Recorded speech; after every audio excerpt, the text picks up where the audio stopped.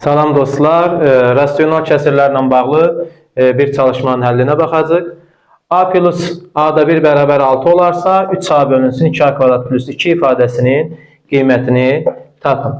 Bu ifadənin üzərində bir qədər sadələşdirmə edirik.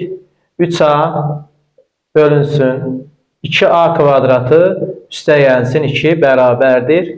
Burada məxrəcdə A oldusun, deməli A sıfırdan fərqlə də olmalıdır. Deməli, biz bu ifadənin sürət və məxrəcini A-ya bölə bilərik və kəsirin sürət və məxrəcini eyni bir ədədə böldükdə kəsirin qiyməti dəyişmir. Bunun üçün 3A-nı A-ya böldükdə burada 3 qalır, 2A kvadratını A-ya böldükdə burada 2A qalar. Üstə gəl, bu ifadəni 2-ni A-ya böldüksə 2 bölünsün A edəcək, bərabərdir, 3 bölünsün.